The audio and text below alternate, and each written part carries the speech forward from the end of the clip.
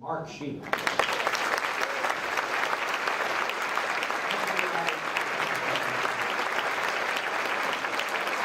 It's Gwen Ivy.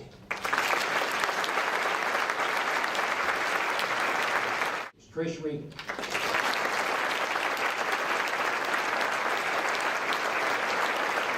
Single most interesting column that appears on the op-ed page of the New York Times. He's also the author of 2 books. David, come out.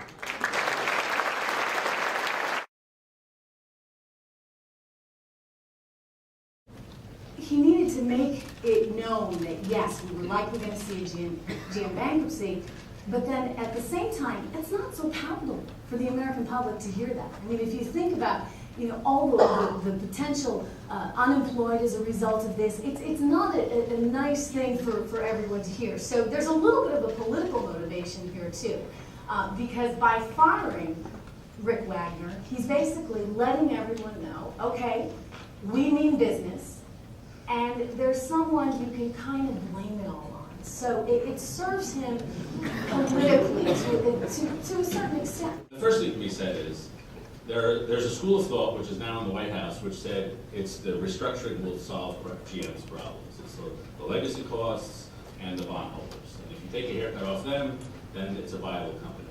There are a lot of people, including a lot in the administration, who lost the administration debate, who think the problem is not the cost of GM, the problem is the product.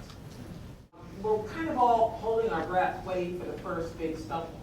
At which point you don't look so confident when you're dusting on your knees and getting back up. But it hasn't happened yet. And when you consider what greeted him upon, as he said the other day when he was asked, when Ann Compton asked him about race in America, and he answered at the news conference by saying, well, that was lovely for one day, and then we had to get to work. That is where it's headed. And it'll be interesting to see if people continue to. Because as I've been traveling, talking about the book, people have said to me in many cases, well, why is this not going right? Why isn't that going right? They're very nervous and apprehensive, even though they are still rooting for him, including a lot of people who didn't vote for him. They're rooting for him to succeed because the stakes are so high. But at some point, how do you keep all those balls in the air? Has he bitten off more than he can handle, if you remark? And I mean, one of the things he's talking about how we're covering Obama and are people getting the right picture of him. He's doing an enormous number of things all at the same time. That's the part that it really I sense that when you just stop and think of how many things he's trying to deal with. Every president is tested sooner or later for his toughness.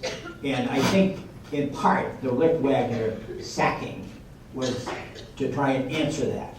That yes, he's tough enough to step in, and I mean, quite honestly, Rick Wagoner is not like taking on Nikita Khrushchev at the top of his power. I mean, a pretty weakened guy. But I mean, to show that he could be tough and could be tough with corporations, because I think AIG's actions and the bonuses to them threaten what is the key to the economic recovery, and that's the restoration of financial credit and institutions in this country.